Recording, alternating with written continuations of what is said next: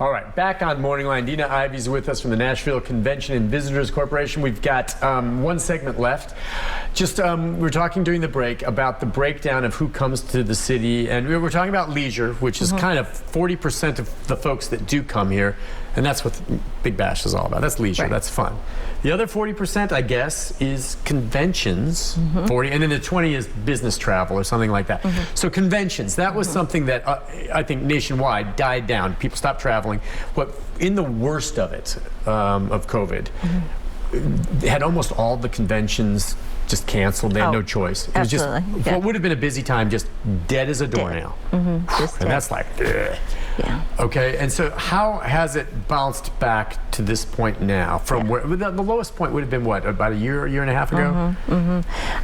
20. When did they start rebooking? They started rebooking and coming back in about July last year. This year. Yeah. So it's all run together this year. So this fall has been good, not like it normally is. It's been good. Winter is pretty good. But next year looks fantastic because all the conventions that canceled in 20 and early part of 21 rebooked for 22 and 23. We were already pretty full, so they're filling up those last holes, which is great. Right. Are these conventions, what is your sense of, especially since Nashville and the time you've been here has become such a destination point? It used to be, in my mind, I think, all right, conventions, we're going somewhere like Miami or Orlando or San Diego, but now it's like Nashville where are these conventions saying, no, we don't want to go there, we want to go to Nashville? Yeah, Nashville's a huge draw for conventions. Is it because centrally located? It is, and you know, they look at other conventions that have been here and they see that they had record-breaking attendance, and that's what they want because it's more money for them. So like, okay, we have to go to a desirable destination. Nashville, you know, fits everything. You know, like it's centrally located, there's fun, you know, things to do when they're not meeting, and that's what they want. Their families can come with them, come early or stay late. So it's just, you know, you're looking at your calendar for conventions, you're like, I might not go there this year, but I'll go to Nashville next year. Makes perfect sense. Yeah. So there actually is a database that they can reference to find out how well a certain convention, not their own, but how well their convention did. Like, well, we're going, well, we heard such and such, the boat show convention was there last year, and look at their attendance was a record breaker. Right. So they see that and they're like, all right, is it because people are going because they really were dying to see boats, or is it because they like Nashville? Yeah, they like Nashville. So that works. And is there times where it gets so full that you have to turn people away? Oh, absolutely. Yeah. I mean, they're doing it right now. They're like, we don't have any dates because it all has to line up, you know, with move-in dates, move-out dates. And but you can have more than one convention at a time at the convention center, right? You can. It just depends on how large they are, and so it's like a big puzzle piece. You're like, okay, I can have 2,000 here, but then I can only have 1,000 here. You know, you're having to move around. Depends on what space they want, everything. And it's the same with Gaylord. So we're fortunate that we have two options. So you can either have the all-in-one hotel, you know, resort kind of convention, or the urban downtown, you know, go out and do other where things. it's just all right there, and you stay.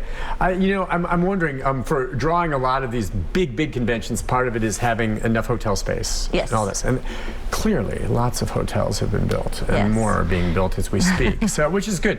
One of the measuring sticks for just, you know, at the very peak capacity would be the question. Certainly, they'd have to upgrade the stadium. But do you think, if the stadium was in place, Nashville has what it would take now, hotel-wise, to host a Super Bowl? Yeah, I think so. We're there. Because now we weren't there when that same question was asked maybe 5 years ago. Yeah, we didn't have enough rooms. And that was it. It wasn't that we couldn't do it, but it's like the NFL's not going to do it if you don't have enough rooms to accommodate the crowd. And they said just keep adding in rooms and we'll get there. So you think we're there? Is there anything that we couldn't host? Okay, we've talked about hosting World Cup games. Right. Which may someday happen. In 2026, we're looking at, you know, we're on the short list right now, so we're hoping to make the cut, which we'll know probably by second quarter, end of spring, if we make that cut, which Nashville could get 4 games. Yeah, which would be a really huge. big deal. All right, so hosting World Cup is big. Not as big. Yeah, 4 games would be, but that's not as big as the Super Bowl here. Well, internationally, though. Oh, internationally it is, I guess, and you would have a lot of international travelers. Do we have a lot of international travelers come for the Grand Prix? Well, no, because of COVID. Oh, that's right. Because I'm going to say that's really a European feel sport. And they've booked next year. I think I think it's 3 years maybe, but we will. Yeah, so they're coming back. They're coming back. Could the city host an Olympics? We'll see. Can you imagine? It'll be a while. Yeah. The Olympics. I mean, and to me, the Olympics aren't what they once were, unfortunately. But they're still big. I just wonder, would that be the biggest undertaking of them all? Yeah, because probably. of what comes. You'd have to build more venue. I mean, sports venues probably. But the Olympics. But think sports. Would you say we've really developed into a sports town? We really have, and it was great after the draft. The NFL, well, I guess it was the entire league, they voted, the fan base, that's what it was, the fan base voted Nashville's NFL draft as the best sporting event of the year. It's not really a sporting event. Think about it. I know, but the draft now gets great ratings. I remember the draft used to be, who more cares? so than the Super Bowl or the Derby. That's nuts. Or the NBA playoff, championship, Do you think the city, if it was able to accommodate it, and I don't know how it could, cities do, would it ever be open if it was offered to an NBA team? Oh, yeah. I mean, if there's enough support, that's the thing. It's corporate support they're always looking for with new teams. Is that what it took to get the soccer team here? Okay, so you have to have corporate support. You have to have that support. But I mean, I'm trying to think, when you and I first moved here, back when, in the 90s, the only sport, I got here just as the Preds were almost here, but not quite. So the only sport in town, besides Vanderbilt, was the Sounds. Yeah, I know, think about it. I know. And now you have, you have the Titans, you have the Predators, you have the soccer, MLS. Yeah. And the Sounds now have upgraded to this fantastic stadium right behind the station here.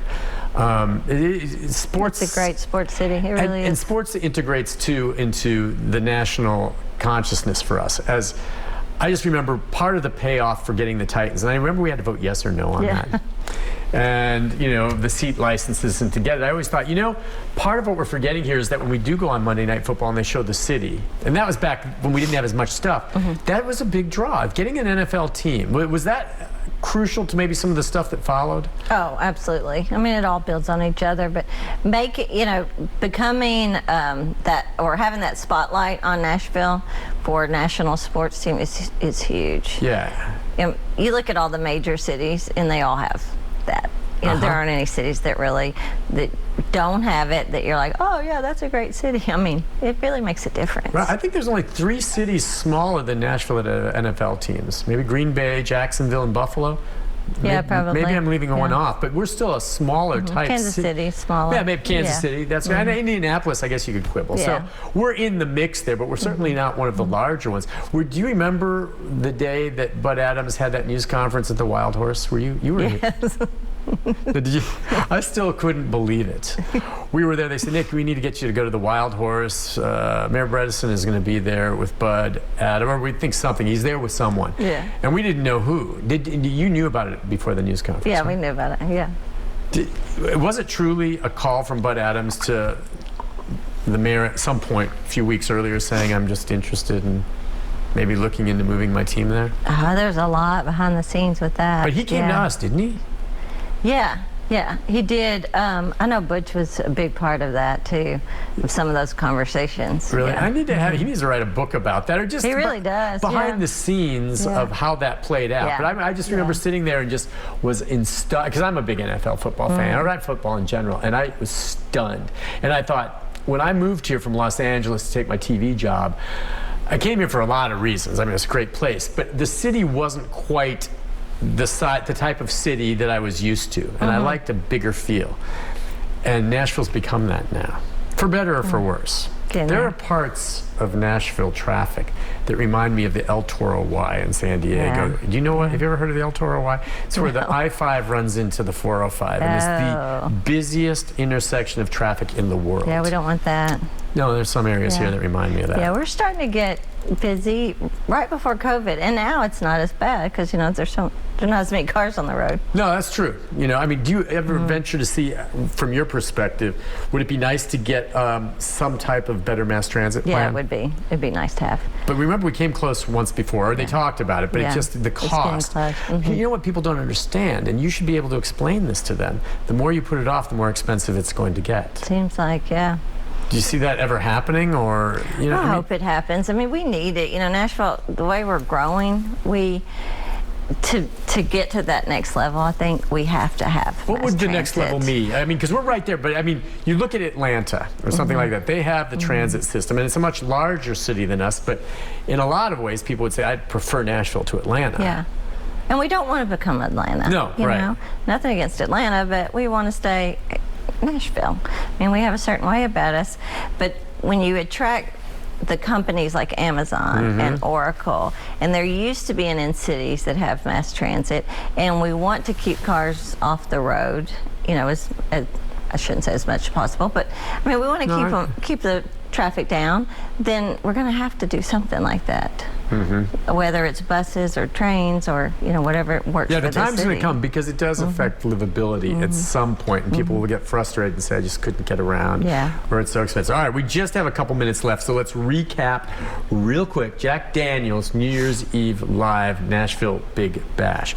I understand Jack Daniel's even bottled a special bottle of New Year's Eve whiskey. Did you see that? It is pretty cool. Did you see it? It's the same. I mean, it's the same. It's still Jack Daniel's Yeah, in the it's the bottle, same but the flavor. bottle's cool. The bottle's we really we cool. saw that yesterday. We were You did? one of our reporters and crews was out getting some video. Oh, that's right. You guys went down there, yeah. Yeah, and that's cool. he just showed the bottle. Yeah, I mean, so we do it for our sponsors, partners, which help pay for the event. I So was we wanna thinking of thank them. who are the biggest sponsors? Jack Daniels, of course, Dr. Pepper, Coke, Advanced Financial. I mean, we have several good sponsors. And yeah. sponsorships means that they give some money to have their name attached to it. But Correct. certainly that helps allow you to be able to do this. Yes. And when you do talk about sponsors, I know we're bringing in, as you said, back in 2019, $26.2 million one evening. It's going to top that probably this year for sure. How much does it cost to put on a show like this? It's pretty expensive, but you know, we couldn't do it without the partnerships at all. And then the event fund helps pay for some of it because it brings in so many room nights. You know, there's criteria of how you can spend that money based on how much it brings in. Okay. Awesome. Deana, you're very nice for coming on today. Thank you you. for spending an hour with me of live, unscripted It TV. went by fast. I did. You think it went by fast? Yeah, okay. Well, listen, thank you for coming on. Thank you. And I encourage everyone, if you can't go, watch. It's going to be spectacular. It is a big deal for Nashville. We keep having more big deals. You guys do a great job. Thank you. Tell Butch I said hi and have a very happy holiday and a safe New Year's. Thank I'm going to be you. watching for you from the helicopter. I'm going to be watching you. Okay. All right. We'll take a break. Be back. Programming note right after this. Stay with us.